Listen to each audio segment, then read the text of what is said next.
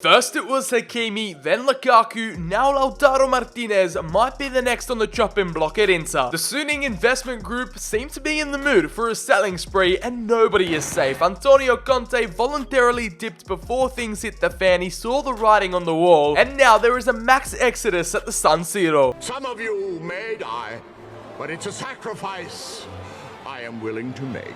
With their franchise players being poached, the Italian champions have surrendered to the transfer market pressure. Now it's time for Sir BCHD to hop in the driver's seat, take over the helm here at Inter and fix this mess. We've made it our main mission to discover a wonderkid duo to replace both Lukaku and Lautaro, an Argentine and Belgian with the same synergy to gel and get results here in Serie A. Here is the current squad and what we're working with. Obviously the Scudetto winners. There have been a multitude of sales that have transpired and one that is just so obvious. It's such a big hole in the team. It's Hakimi to PSG. We've already made that transfer and updated the squads. However, with Lukaku and Lautaro, we'll try sell them separately. Just to inject a bit of cash into the club so that we can spend it in on the transfer market. But for the rest of the team, I mean, it's not perfect. Upgrades do need to be made. We've got a pretty aging side. We've transferred some of the new boys in that Inter have already picked up in the window, including Hakan Çalhanoğlu and Alex Kordat. Some will say statistically that they're Inter's biggest attacking threats, the infamous Lula duo. We're going to be placing them on the transfer list, see what kind of offers come in, and it's not a normal replacing challenge. We haven't got one wonderkid to replace, we've got two, so there's more of a chance for error. Thinking about not only one player, but two players that could form a decent little partnership together, it's hard to come across. We're looking to squeeze probably over £120 million out of these two sales. Hopefully combined, they can bring us those kinds of financial resources. With over 50 goal contributions in all competitions last season, how can we replace that? Let's see how the market reacts. We'll sim a couple days and see what kind of offers we get in, as we already have a transfer budget or a starting budget of over £90 million.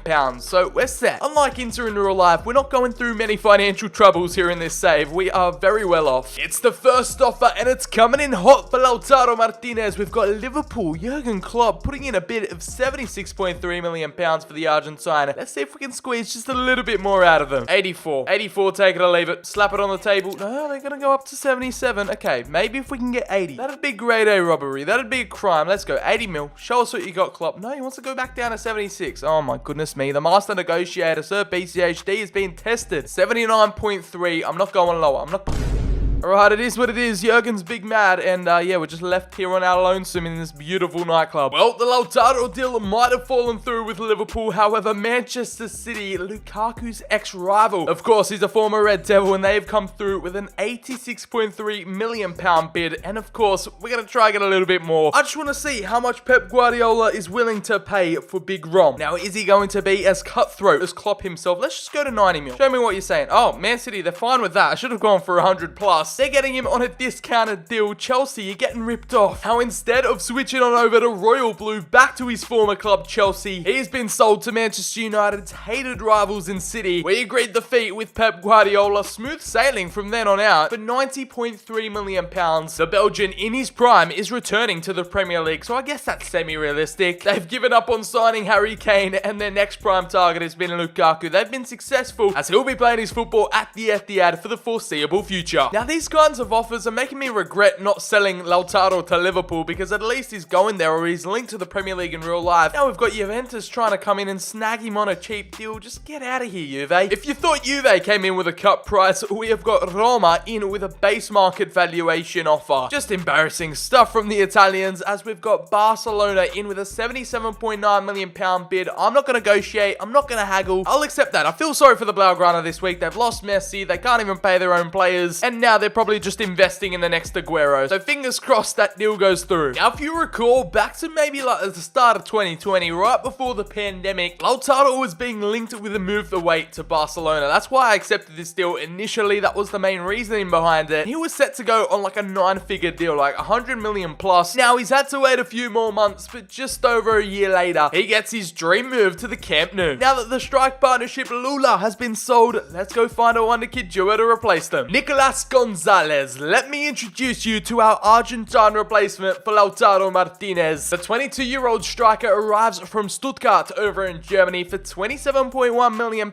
Let me put forward the sales pitch. Firstly, we're changing his number 9 to a 10 because that's reserved for Lukaku's regen. He's become a brand new Interisti signing on the dotted line, and recently in real life, if you're following the market, he's just signed for Fiorentina. We haven't updated the squad, so that wasn't an issue. He's a similar age to Lautaro at 22, not exactly a wonder kid, but still with plenty of room to grow. And of course, he's got a face scan, so that sold me on him too. A quality replacement who I think could really develop into a stunning striker. With our second signing, we've gone for a little bit of a wild card here. Hear me out. It's definitely a risk we've taken, activating Largi Ramazani's £3.8 million release clause. The versatile Belgian right midfielder arrives from UD Almeria and is showing great potential. He wasn't even worthy of getting a news media report about him. That's how much of an unknown talent he is right now. He can play at striker. That is his third position, and that's exactly what we're going to be aiming to train him into. Of course, to replace Lukaku, he's a bit of a different build. He's short, he's got a low center of gravity, and of course, is all about that speed. It's going to take him the best part of a year to actually transition into a fully fledged striker. At 65 overall, his age is on his side. He's only 19. You guessed it, he's getting Lukaku's famous number 9. Let's get him prepped for the big leagues, as there is a story behind this. Ramazani actually was a former United Youth Academy player. I'm sure he would have done a job for the under-21 team, but they sold him to Almeria, and now he's filling in the boots of former United striker Lukaku. It's funny how things come full circle as I present to you Inter's brand new strike duo. Yes, things might look a little rough for the time being. The quality might not be there yet, but I didn't even cover this. But look at their traits and specialities. We got finesse shot, flair, long shot taker, and technical dribbler from Ramazani, as Gonzalez possesses the technical dribbler and speed dribbler traits. He is injury prone, which is a risk, but it's a risk we're willing to take. Now that we've signed up our brand new wonderkid duo, let's start improving the rest of the team. Those player sales done and dusted, Lukaku and Lautaro out the door. We are now left with £245 million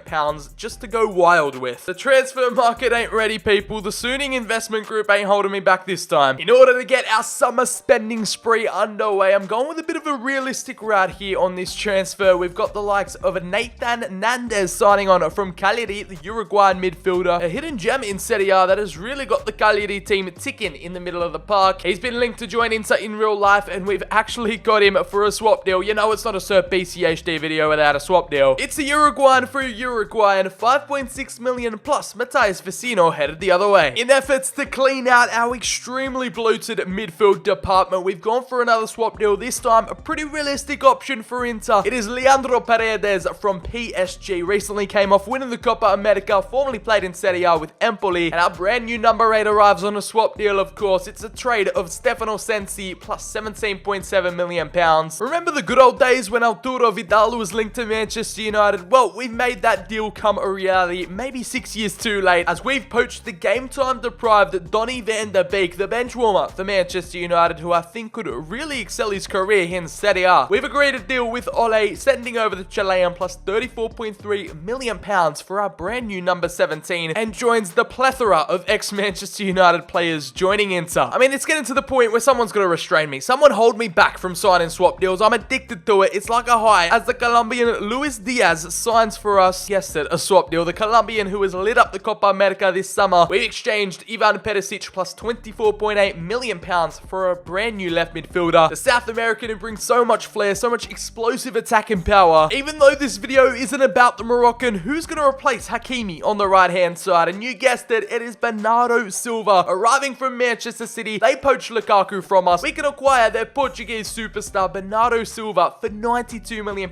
This time, no swap deal involved. It is just a flat-out fee, no bells and whistles around it. We have paid the full price. He's technically a center attacking midfielder, but he can play at right wing, so we'll be trading him in that position. A real statement of intent that is going to send shockwaves around the league. The time has come. We've reached the end of this exuberant spending spree in this summer market with a deal worth £51.4 million for Eder Militao. It's another area that needed some attention. The defensive department have received the 22-year-old Brazilian arriving from Real Madrid and could slot in perfectly alongside Skriniar de Vrij, and his default EA boots perfectly match the socks. The Lula money has completely been spent. Now let's take a look at the team with their brand new signings and acquisitions. Handanovic remains in between the sticks, but we've got Militao, de Vrij, and Skriniar, the back three, a brand new midfield pairing of Paredes and Donny van der Beek. Bernardo Bernardo Silva and Luis Diaz will be starting on the left and right hand flanks. When it comes to player instructions on the pitch, this is how we want the two replacements to start playing. This wonderkid duo need to form a partnership and quick. So we've implemented pretty much the exact same instructions of stay central, get in behind, and stay forward. My goodness gracious me, what a transfer window it has been. Thought I'd update you guys on the striker situation. I'm just going to release Alexis Sanchez because, yeah, he's taken up striking game time, and I'm not going to have that. I don't want a United flop on the books anyway. We've wiped him off the roster, and we're going to let the two young guns thrive. Now, it wasn't the ideal campaign when it comes to team performance, but don't you worry, that'll come with time. It's not ideal because Juventus have won the league with 88 points. It's never ideal when Juve finish on top. However, Atalanta in second, we qualify in third. Inter confirming qualification for the Champions League in Season 2. Over in the Coppa Italia, it was Sassuolo winning that one 2-1 against Torino. A very, very weird Italian Cup final as the Interisti were knocked out 4-2 against Lazio in the quarterfinals. You thought Inter did terribly in the Champions League in real life? Well, they have hit a new low, rock bottom of Group B, finishing with 2 points. Yeah, let's just not talk about it. How have they clicked? How have they gelled together? How much game time realistically are they getting here? We're going to start off with Nicolas Gonzalez. How has his season performed? With 13 goals and 3 assists, 16 goal contributions, and the Argentine has finished on top of the goal scoring charts. He's been the club's top goal scorer. It seems like we've got the issue, or not an issue, but a scenario that the goals have been spread out amongst so many players. As we move on down to Laji Ramazani, the Belgian hitting 20 years of age, we successfully converted him into a striker. It took a lot less time than it was initially required. A +3 to his overall. He dropped an average 6.7 match rating, and he got himself 9 goal contributions in 46 appearances. Development plan wise, I completely forgot to give one to Gonzalez. Okay, I've left him in the dark. That's my bad, but we're going to put him on complete striker just to get that weak foot to 5 stars. At number 10 with a pretty slow start, but he is injury prone, and I'm glad to see he played pretty much every game available now with a transfer market value of £25 million. Over to Ramazzani, and he spent the majority of this season just trying to be a striker. His development plan will be mobile striker to get those 5-star skill moves. However, he's looking quite like the speed demon I raved on earlier about his player archetype. Now it's all about getting those technical attributes boosted, honing in his craft in on the training ground, and he now has a price tag of £2.6 million. A slow start to a first season. We all know they're in a period of transition right now after so much squad turnover. The only way is up. I believe in this strike duo. Let's see what they're capable of in their second ever season as a pairing. We need to come up with a nickname for him. Ramazzani, Gonzalez. I don't see much of like a name combination we can make up, so let me know down in the comments what you'd call this strike partnership, because there are probably so many possibilities that I'm just not thinking of now. Actually, no, I'm quoting it right here. Gonzani. That is their strike duo name. I ship it. Gonzani to the moon, baby. Here we go. Season 2. The development plans are working and in order. However, we have a bit of strike competition returning from their loan spells, including a Fancudo Colidio. I could have used him as a Lautaro replacement. However, I don't know. I just didn't feel the vibe. Unfortunately, we're going to have to release him from his contract. It's only taken one season to bounce back, with Ramazzani and Gonzalez up top leading the line as they have reached the pinnacle of Italian football yet again. Sitting comfortably at the top with an 8-point margin, they dethrone Juve, and what a season it was. Milan down in 9th. I'm sure the Interisti are very happy about that, but what they're probably not going to be too excited about is their Coppa Italia final loss. They could have secured the double if it wasn't for Napoli absolutely destroying them 3-0. In terms of the Champions League, it was a vast improvement. We all know they finished rock bottom last year, and this time they actually progressed through to the next round. In Group G, up against City, Young Boys, and Shakhtar Donetsk. In the round of 32, they matched up against Liverpool, and that's when they came crashing out of Europe with a 3-0 aggregate loss. It's all well and good and all, Inter being Scudetto champions. Let's find out how much of an impact our striker Lukaku Lautaro replacements made. We'll get started with the man who probably needs the most improvement in order to catch up to the starting 11. We've got Laji Ramazzani. He's improved a +4 this season. The 21-year-old, still an exciting prospect, so we've got to keep the faith. He's entered the 70s, now at a 73 overall. His stats this season looked a little bit like this. He played more than Gonzalez,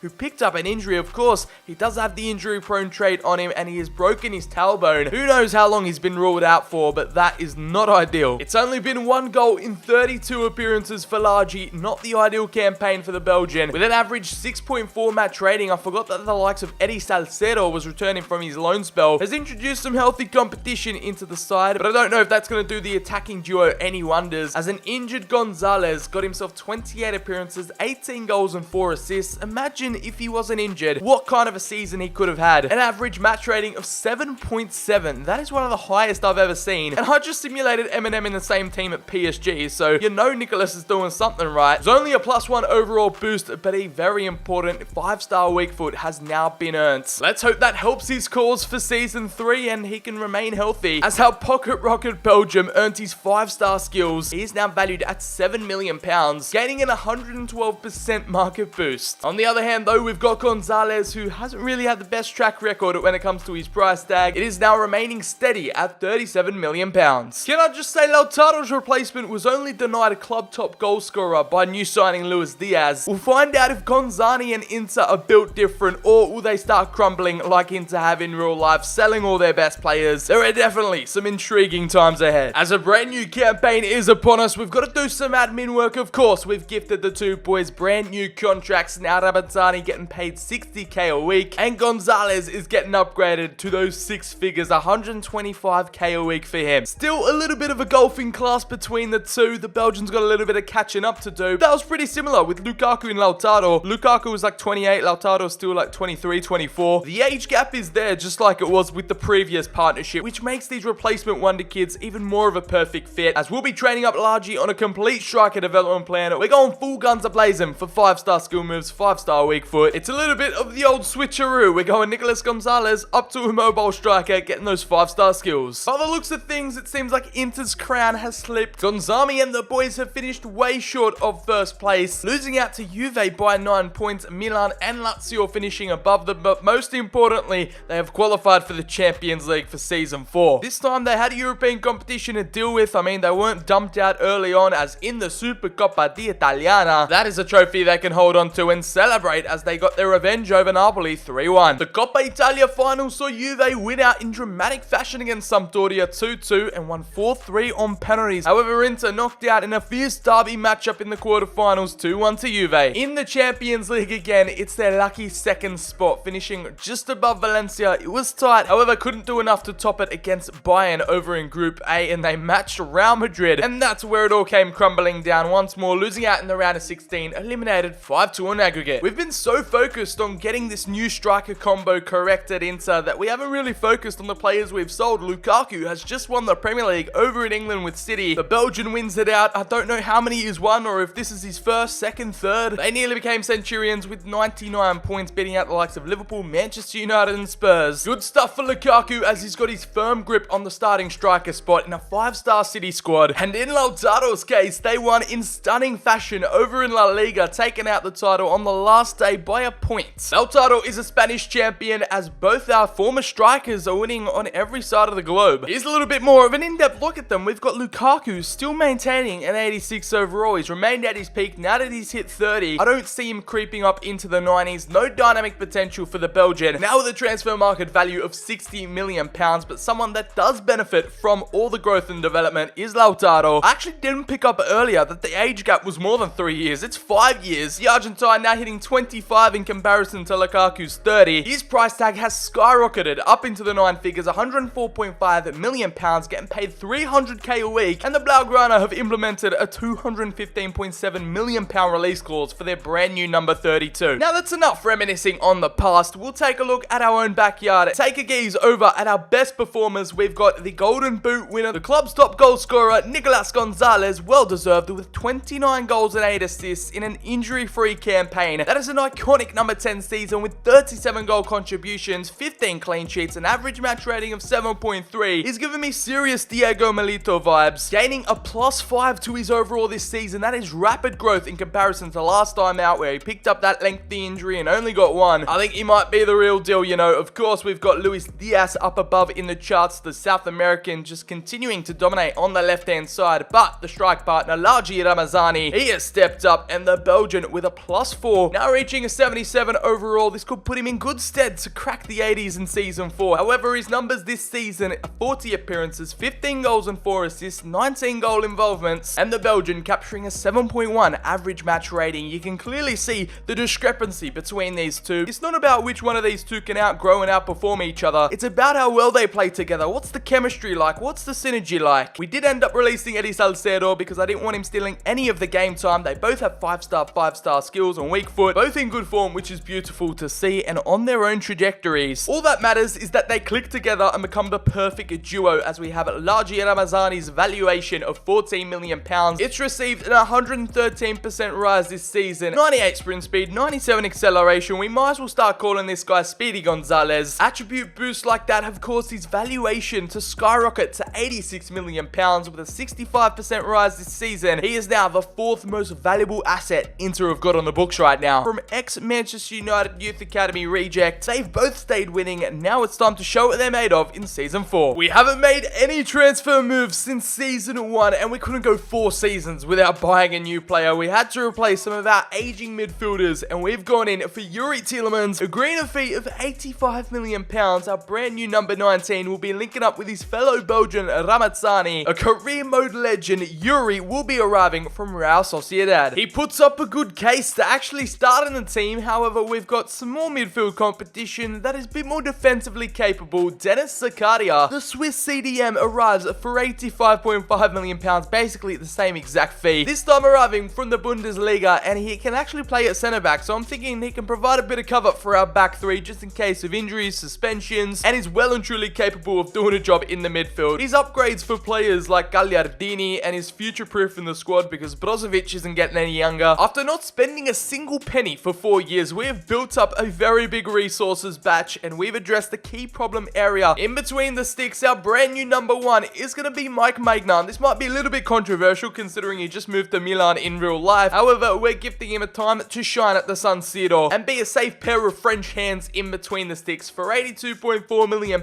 he arrives from Lille. And just because we had a little bit of extra cash to splash around, why not? We decided to go in for Hakim Ziyech, bring him on over to the San Siro and compete with Bernardo Silva on the right hand side. The transfer fee paid £42.4 million for the now 30-year-old Moroccan. I was complaining earlier about aging players, and I've just brought in a veteran himself. Nonetheless, he provides a little bit of that flair. I don't really have to sell you too much on this man. He's just got that something about him. As we've shifted our attention to upgrading the team around the Ramazzani and Gonzalez, we're now honing in on their training as we're shifting development plans from poacher to mobile striker. Largi is going to go back and upgrade that pace. I want to see that in the 90s. Ball control, dribbling, and stamina is also going to be worked on. Meanwhile, with Nicolas Gonzalez, I think maybe go for poacher this time around. 8 overall points of difference, a 3-year age gap. One's left-footed, one's right-footed. It seems like we've struck the perfect balance with these two. Thanos would be proud. We're going to choose to ignore our current manager rating as we dive into Season 4 with our heads held high. Now, is this the season where Gonzani has completely popped off and gone bonkers? As you can tell in Serie A, they've become champions with a centurion amount of points, 100 on the dot. The Nero Azzurri are back in first place and win the Scudetto. With a 15-point margin over Juve, Roma and Milan finish in the top 4, but they reign supreme. Over in the Coppa Italia, and it was a 3-0 masterclass dominating display at the Stadio Olimpico to take home the Italian double. Switching over to the continental competition, the Champions League saw them join into a group with Dortmund, Real Sociedad and Sparta Praha. They finished in their trademark 2nd spot, qualifying for the round of 16. This time they got matched up against Lukaku's Manchester City and took them down 4-2 on aggregate. Giving the Belgian a taste of what he's missing out on, we move on over to the quarterfinals where they eliminated Atletico Madrid 5-3 and booked their ticket into the semis, where this fairy tale run all came crashing down. Against Jurgen Klopp's Liverpool, it was a 3-2 loss. Manchester United falling at the final hurdle, and that's the furthest they've gone in Europe ever since 2010. Champions of Serie A, Italian Cup winners, a domestic double, silverware in the bank, and a semi-finals appearance in the Champions League. Let's take a look at our strike wonderkid duo. They both nearly played 60 games as Largi Ramazzani scored himself 18 goals and 4 assists, 24 goal involvements as he's reached the 80s, a +4 to his overall this season. He has that special something and averaged a match rating of 7.2. Meanwhile, Nicolas Gonzalez has completely gone off the charts, equaling if not bettering Lautaro Martinez's record, and right now probably at the same overall rating. The 26-year-old is about to approach his prime. He got himself a 7.6 average match rating, a +3 to his overall. He's about to break and enter into the 90s, scoring 37 goals and 7 assists. This man is on an absolute rampage. 44 goal contributions in 59 appearances, absolutely spellbinding stuff. Doesn't look like the injury-prone trait got to him this season. He had a fully fledged campaign without being injured. Largi still coming out third in the top goal scorers race. Gonzalez pretty much much had no competition. He is the main front runner, leading the line, bagging the goals, as Luis Diaz again provides a season of absolutely gargantuan proportions, double figures in both categories for him and Nicolo Barella, and our trusty number 9 has been firing on all cylinders. Now when it comes to their transfer market value, Speedy Gonzalez is on top of the pack, Inter's highest valued asset right now, with an £116.5 million price tag. He received a 28% boost. Meanwhile, we got to scroll all the way down to Ramazani. He is well and truly lacking in this department, financially valued at £32 million.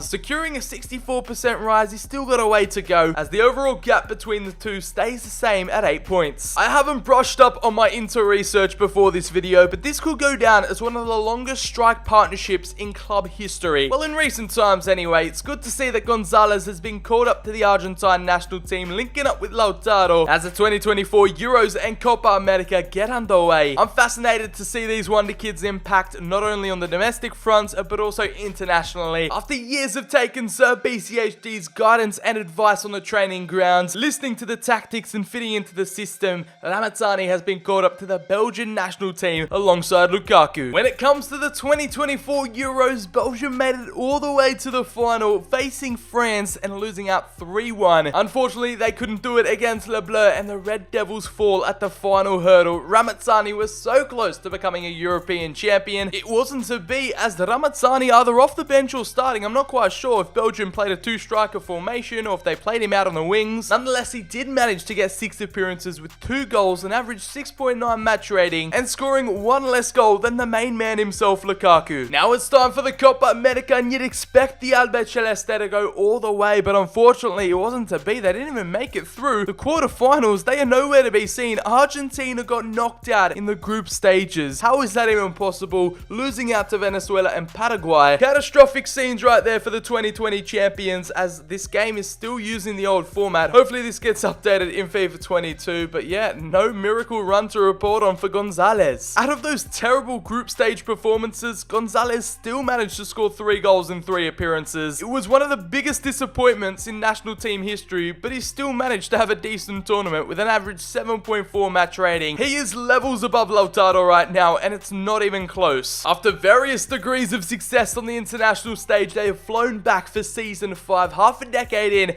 and here's the development plan update. We're going to switch Ramazani back to his poacher plan, and when it comes to Gonzalez, we're going to apply him to complete striker. They're well and truly on their way. Gonzalez proving that they can do it without each other, with their own nations on different teams. Now back in the limelight at the San Siro with one of the best Inter squads ever assembled. Let's see if they can get a grasp of the European title. What am I even watching right now? We've got a transfer market update to report on, as Romelu Lukaku, straight after losing the final with Belgium, Manchester City have sold the 31-year-old to RB Leipzig for £76.1 million.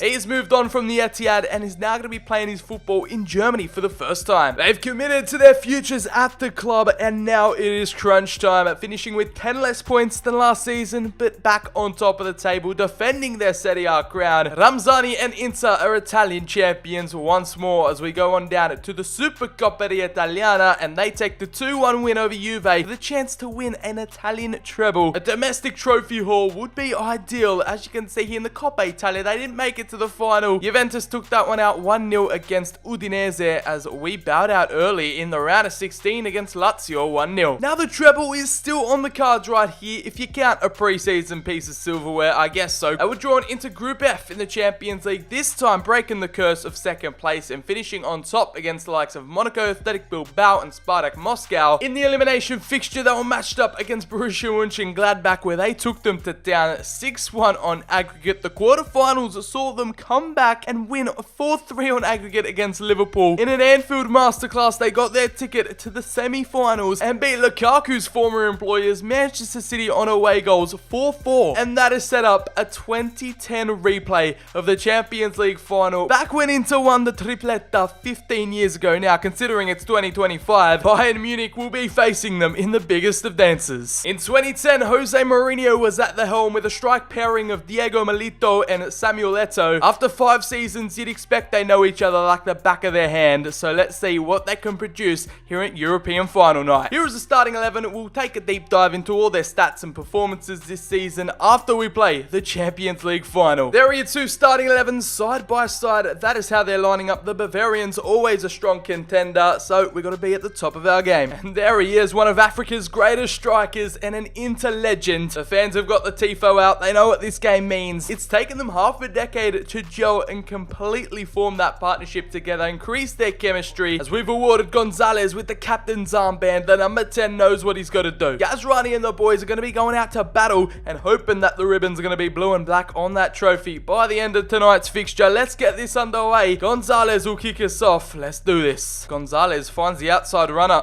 and Luis Diaz in all of this space. The Colombian exploiting this grass, and all of a sudden it's a chance, and just like that, Ramazani shows no signs of slowing down, and he takes full advantage of the first strike on goal and on target. The number 9 makes no mistake. He's a fox in the box, and he's not going to let go of a chance like that. Still, the sun is yet to set in this Champions League final night, and the Belgian takes full advantage on the half volley, smashes it past Manuel Neuer, and the 1-0 advantage is going to Inter. Bayern defenders standing still as Ramazani tried to feed through his strike partner from all these years.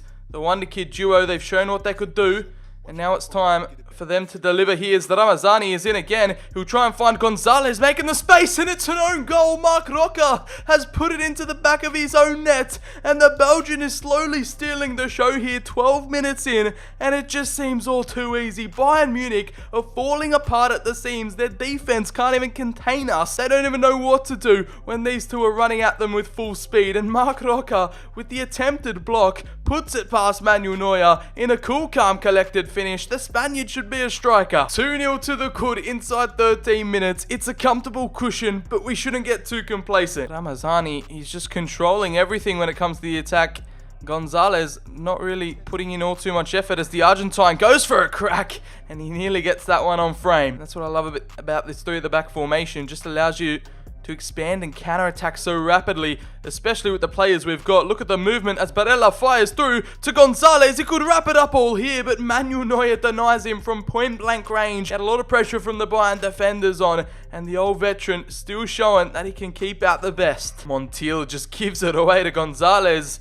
His fellow countryman, he must have thought they were playing for Argentina at the time. Here we go, Ramazani inside to Luis Diaz with all of his pace, and the Colombian with another strike. We've got Bernardo Silva, and someone's injected something into Manuel Neuer because he's pulled off a remarkable double save, rewinding the clock, and it's half-time right there. We could have gone 3-0 up. It would have been Istanbul all over again. But we go into the break 2-0 to the good after a quick-fire double from that man. Nathan Ake back inside to Brozovic. And here we go, Mason Mount. There are a couple runners for Bayern. Our defense haven't grown into this second half whatsoever, but Mike Maignan forced to make the first save and denying Anthony Martial of the goal to get them back into the game. We've still got Marco Rocca trying to make up for his own goal in the first half as he lets through Kimmich. Slips him on the inside, the German with a deadly delivery, and it's Mason Mount at the back post to half the deficit, and the Bavarians have gotten one back. Bayern on the scoreboard as we remain too complacent, dropping back, and this is exactly what I was trying to prevent, but no, they've gotten their way. They've persisted with their attacks, and one was bound to come off. Who was beaten at the back stick? I think it was Luis Diaz, out-jumped by Mason Mount, and Mike Maignan finally beaten. Well, they're searching for the equaliser already.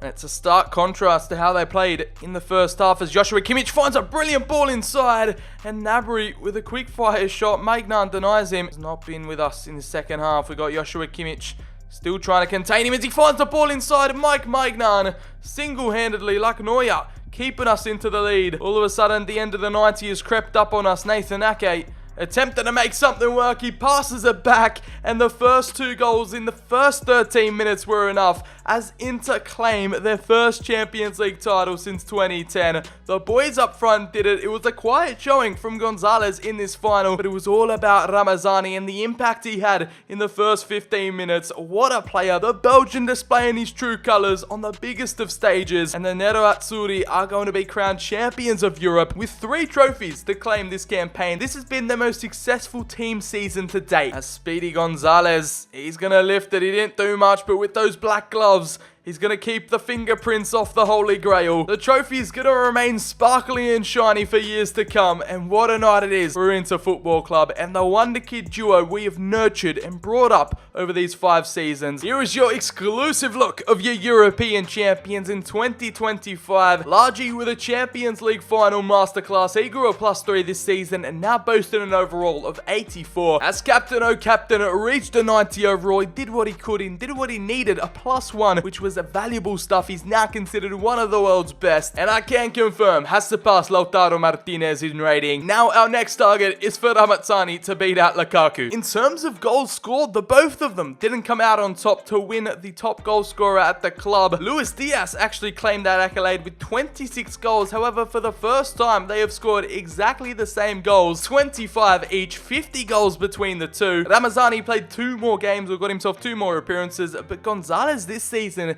showcased a bit more of his creative side. With 14 assists, that is in total 39 goal involvements in 51 appearances. In terms of market valuation, he has creeped up 41%, earning himself a £52.5 million price tag. And here's the big one, Nicolas Gonzalez, who has blown everyone out the water, earning that 350k a week at an £126 million market valuation, and that sees him reach a career peak entering his prime. Meanwhile, Ramazani has still got a few decent years of growth left in him. We're going to go for one last bout. Season 6, I want to see the Belgian take over Lukaku and continue to watch them take over trophies, win competitions, and form a bond that'll never be replaceable. Well, if you haven't caught on to the Gonzalez hype train, I don't know what you're doing with your life. I think you missed the boat. They've capped off this 6th and final season with another Serie A title under their belts, 91 points, sitting pretty on top, of course claiming the Supercoppa Italiana 2-0 against Juventus, and in the Coppa Italia, this is the one that's evaded them for 2 seasons now. Unfortunately, they couldn't make it all the way, getting eliminated 4-2 to Roma in the quarterfinals. Ramazani got himself a +2 this season. I didn't really change over the development plans, I just simmed all the way to the end. Here, as the Belgian is still 25 years of age, at least he's equaled Lukaku in terms of overall, +2, now making him up to an 86, and our number 10, they've both received a +2 upgrade, which is nice to see. We're going to check over in their goals and stats this season. Speedy Gonzalez has completely gone brazy this time around with 45 goals and 2 assists. As soon as he's been awarded that captain's armband, he has not let us down. 47 goal contributions in 56 appearances. We've got Diaz in second, and actually Yuri Tielemans outscoring his fellow countryman Laragi, only scoring 13 goals and 3 assists. I say only, but you've got Gonzalez stealing all the headlights. 16 goal contributions in 57 appearances, an average match rating of 7.0. Diaz kind of stealing their thunder a bit in this video. The release clause still stands as he is still at an £136 million valuation. He couldn't reach that £100 million,